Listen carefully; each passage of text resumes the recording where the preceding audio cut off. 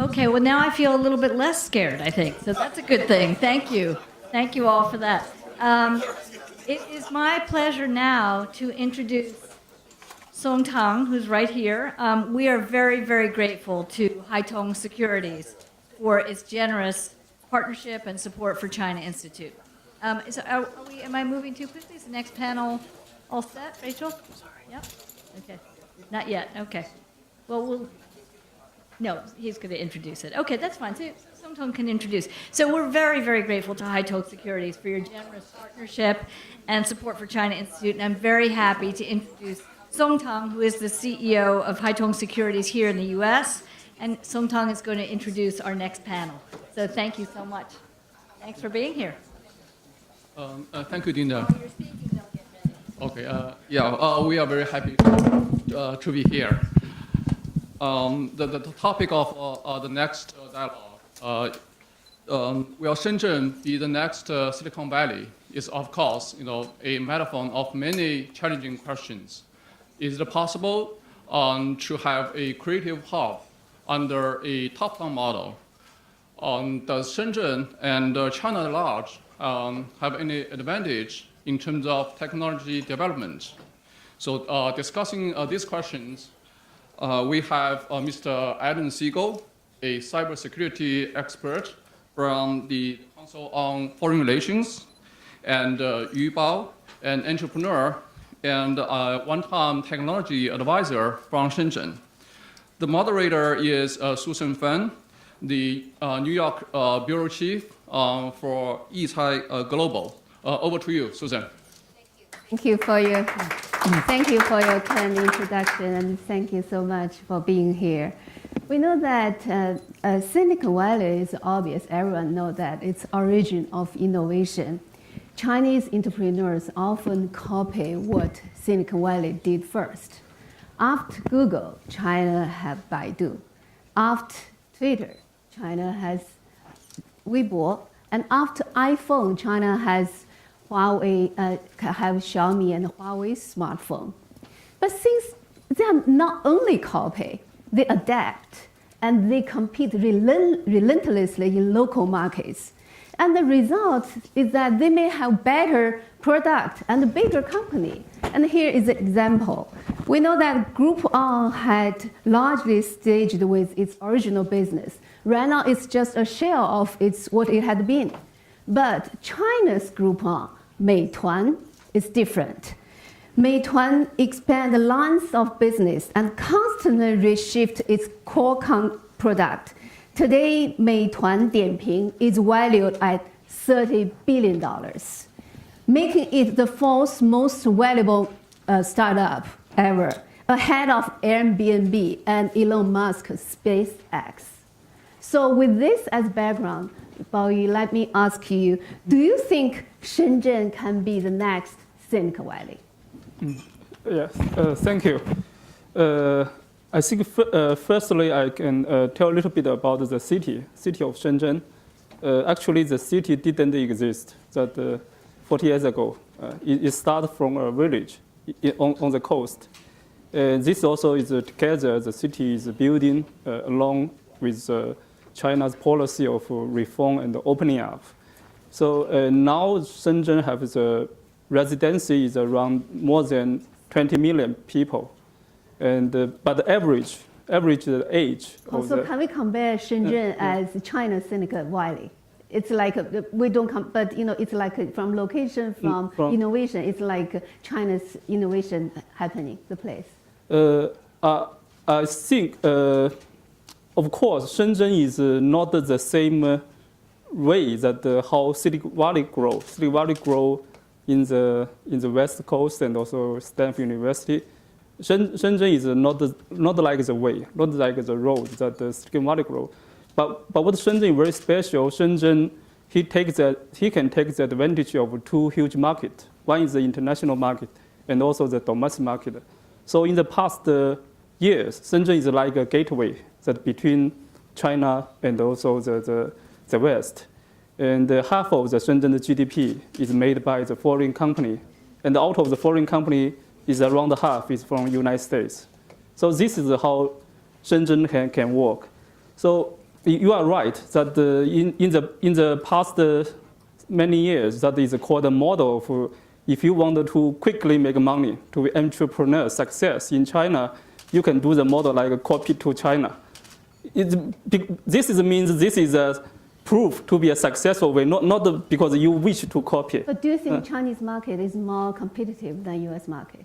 I think now Chinese market is growing quite fast, domestic market. So which means that is a company, if he can success in China, that means he probably will success in the world. Is this also true for the foreign companies? Do you think this fierce competition will create more productive and creativity and more startups?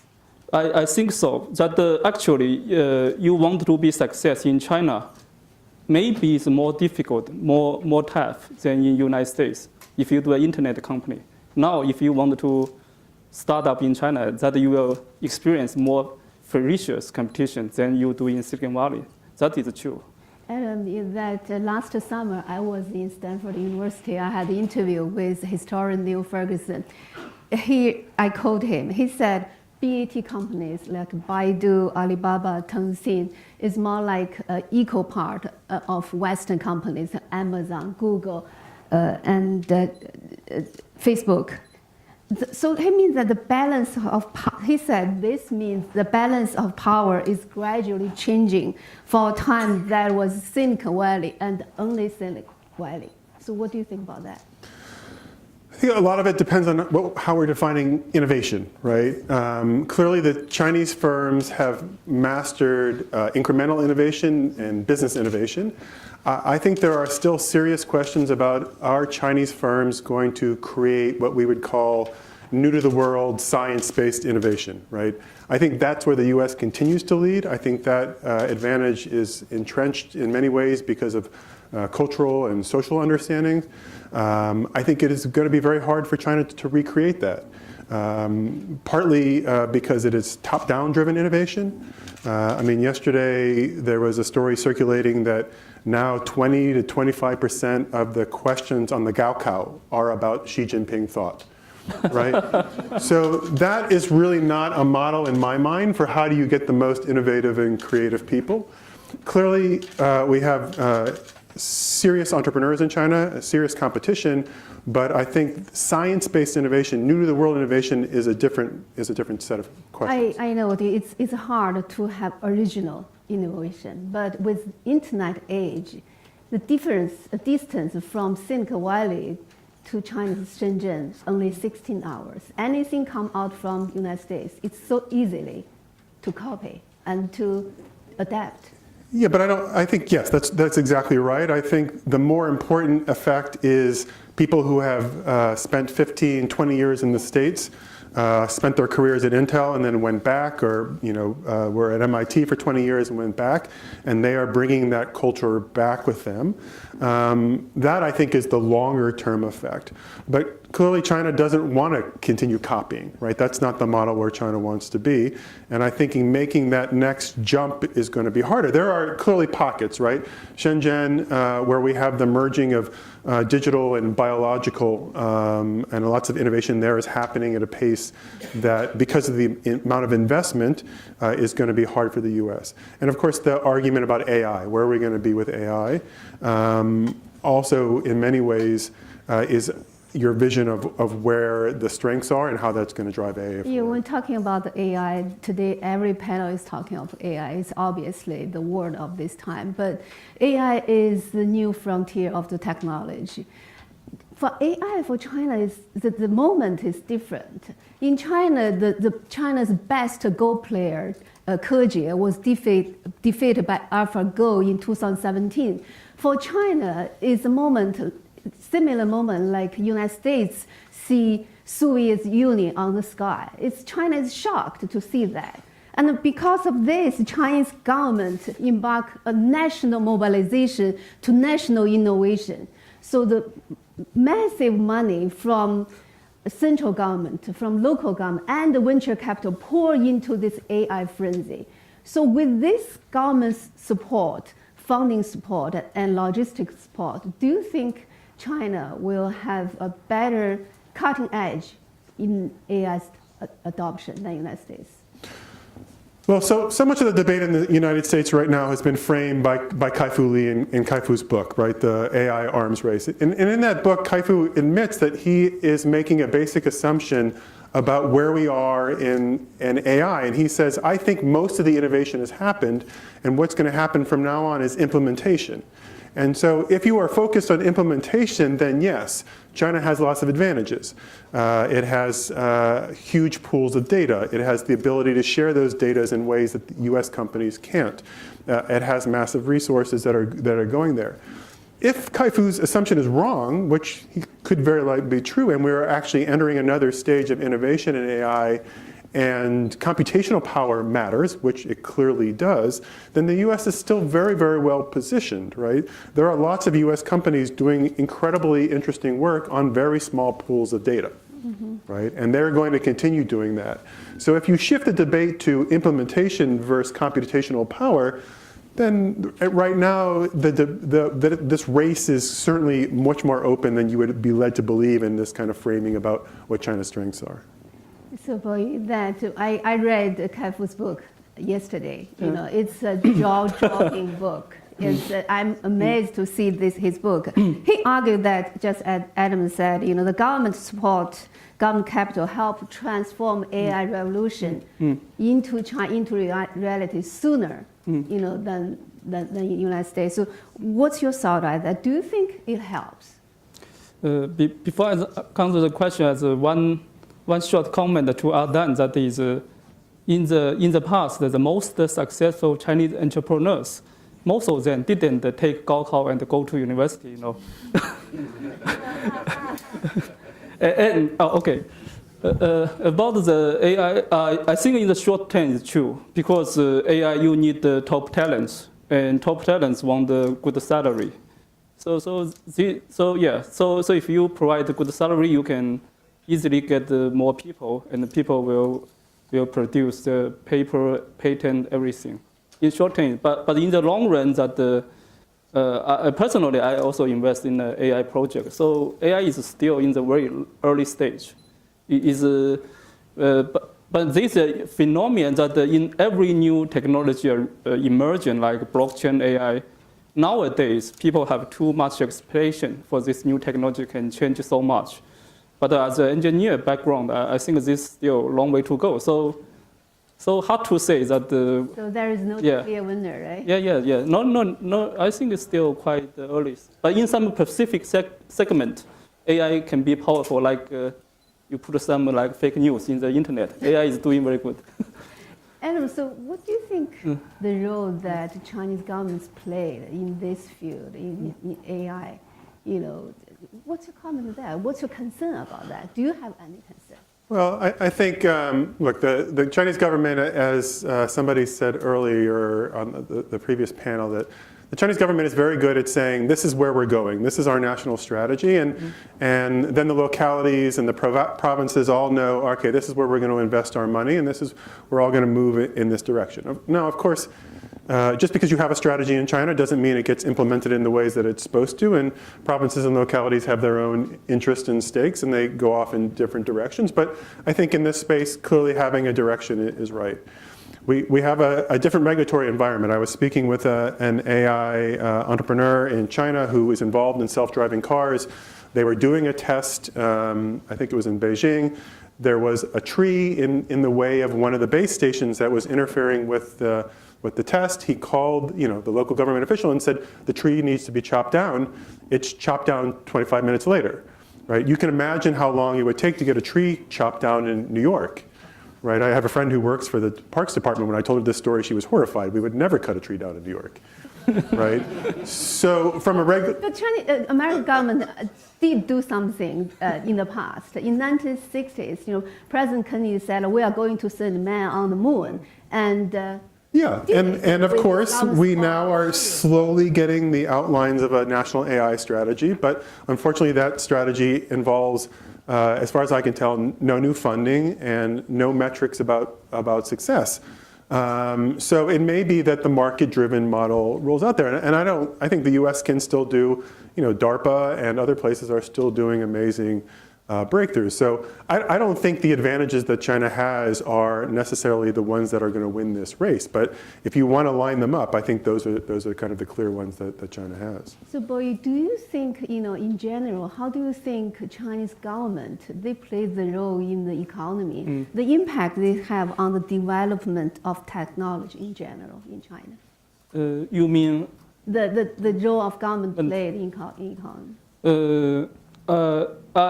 That is true. That the Chinese government, they play a significant role in the economy, or maybe they are the biggest corporation in China that you can see. And interesting, if you compare that the system of Communist Party they raise official, I think it's pretty much like the investment bank, like Goldman Sachs. You start from association, and then you be the top partnership. This is something like the same. So the government in China is like investment banking. They are fostering the economy. What does the Wall Street do for United States? Something you can see like this. But I think it's what hard to understand that like from the U.S. way that how government can do so much or control or influence so much. I think this basically maybe because of the nation background. In China, the more than 90% of the population is the single nation. So everyone actually the family know each other. That maybe several. But the U.S. is immigration. This country is built by immigration. So you must have democracy to protect different interest groups and talking to each other and openness. But in China, that is for 1,000 years. They are like one family. So the government is just do what they need to do, but the people can put something trust that you do that. But from the past 40 years reform, we learn a lesson that when government do the less, the country is better. The people live better life. If you give people the opportunity to pursue their own life, they generally live a better life. But my question is this technology industry a little bit different? This AI industry is different from the other fabric of society. It needs funding. It needs big funding. It experiences failures. So will this government's funding will help this particular industry better? I think still the Chinese government, his perspective is how AI can help to grow GDP. I think this is the question that the Chinese government will ask. But the comparison, if you see what the Russian, like President Putin said, how AI can help our army. So this is a different angle, I think. In China, because the government, he will support anything, any technology that can help the development of the economy. This is the principle of Chinese government. I mean, I think we're at a very unique time because the Feng, Baidu and Alibaba and the others, they all grew up in a period basically because the government ignored them. Yes. Right? So the party didn't understand the internet and they grew up. But now we're at a time where they've all been designated as national champions. And the party is trying to increase its control, right? So we know that the party representatives inside the companies have increased their influence. And I think it's as Jack Ma said, you want to love the party, not marry it. Right? And that marriage is now, is it either already happened or is happening soon. So I think it's a forced marriage. I think it is a forced marriage. I think the company, I think both as Bao Yu said, that from an economic development perspective, the government wants to make sure it knows where the companies are going. From a security perspective, it wants to know where the companies are going. And from a social stability and regime legitimacy period, it wants to make sure that the companies are going in the same direction. How will this end? I'm sorry? How will this trend end? Right now, I think we are seeing that the companies are making compromises to ensure that they don't cross the line with the party. I had assumed perhaps maybe 5 years ago that as the company globalized, right, and they did more business in international markets, that they would look more like Google and Facebook, right? They would have similar interest in transparent standards, in third-party inspections, in the things that you all want to do, so you create a global marketplace, not 193 different inspection regimes or other security regimes. But that hasn't happened, right? And that, I think, is in large part because Xi Jinping made it very clear that the government was, and the party was, reasserting control over the economy and society, and the tech firms realized which way the wind was blowing. As an entrepreneur, what's your feeling about this trend? I can give a short answer. That is why now that the Chinese government, they pay so much attention like to new technology like AI. I think it's simply because like 20 years back when the Baidu and Alibaba founded, that inside the government, not so many people, officials know internet, understand the internet. Maybe, but now that in the government, they are also young guys. They are bored that post 80 or 90, they became official. So now they have different education and knowledge. So this is, I think, one of the practical reasons that the government started to cover this cover this area. So this is different. This is because of different age. Kill the creativity. Yes. But I don't think this creativity, especially in Shenzhen. Maybe next time if you visit Shenzhen, I can like introduce some Shenzhen local official. You can see they have a totally mind of how to do business. And I think they are like some also most of them are quite passionate to help entrepreneurs to grow in that city. Maybe it's the same with New York. So Shenzhen is I think Shenzhen is the city maybe mostly like United States, that when everything, that the marketing, everything.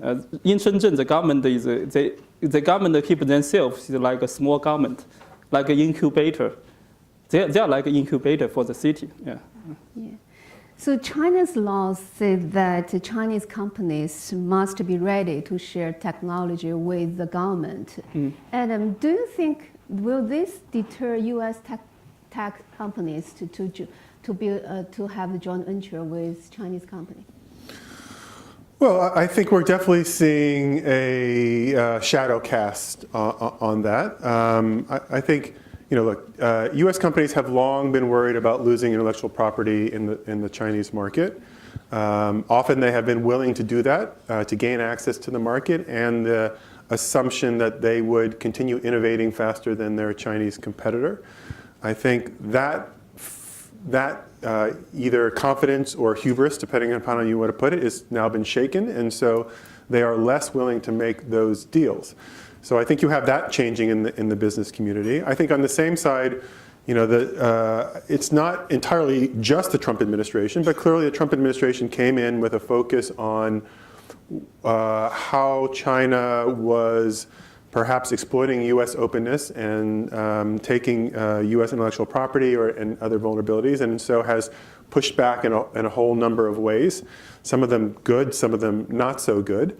And one of those now seems to be, just given the stories the last couple of weeks, is rethinking cooperation between Chinese companies and American universities.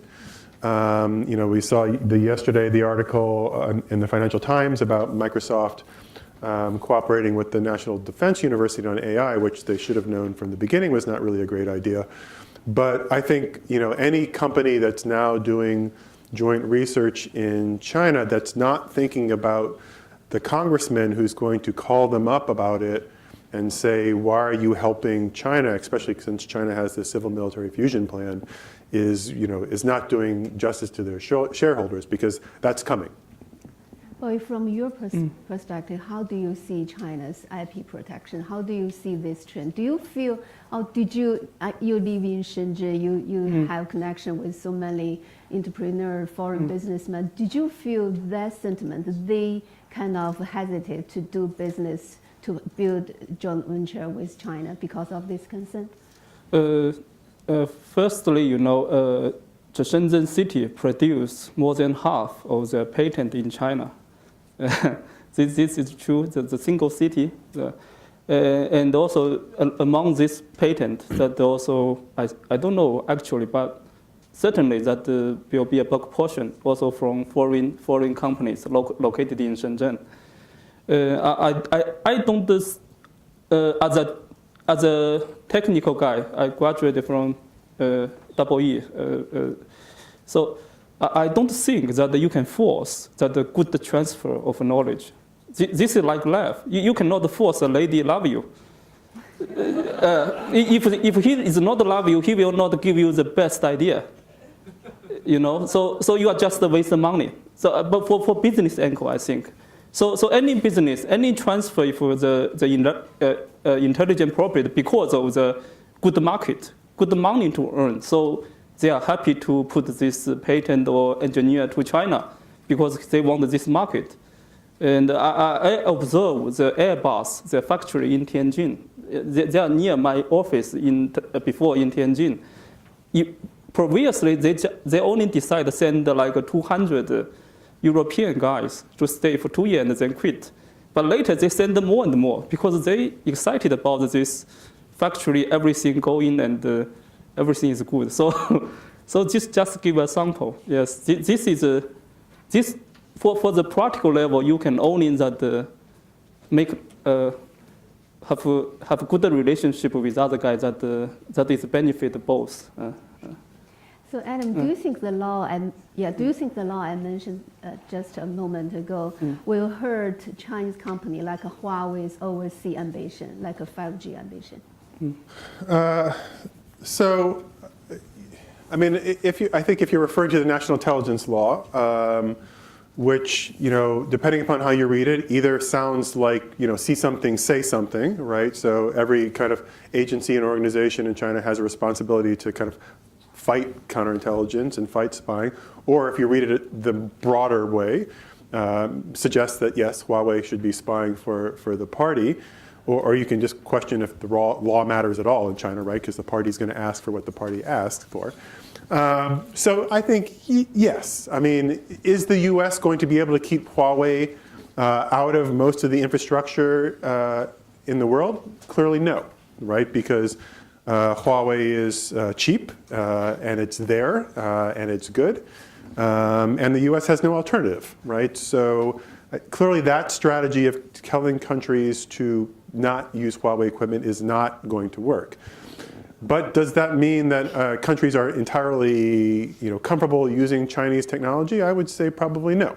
And I think that has in part something to do with the national intelligence law, but I think generally a sense that, you know, looking at what they learned from the Snowden revelations, which are if you use a country's technology, that gives that country's intelligence agencies access to it.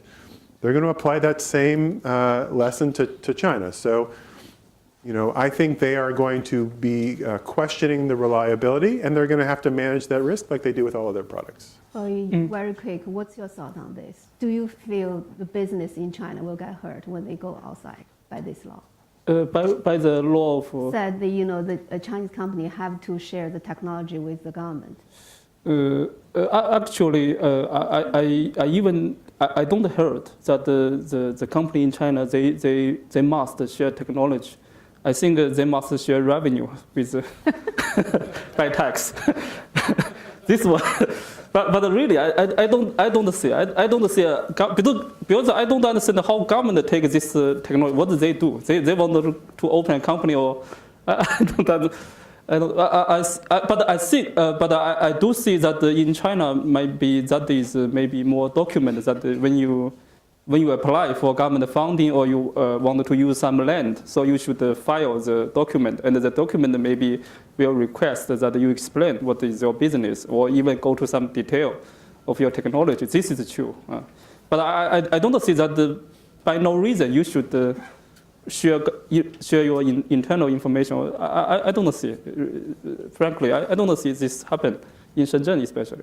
Agreed. Some of Chinese businessmen said, you know, and some American historians said it's a misconception that Chinese entrepreneurs only copy. They do copy, but they also innovate, and they make things better. They adapt. So now I do a survey in this room. If you agree that Shenzhen will be the next Silicon Valley? Raise your hand. So if you don't agree, raise your hand.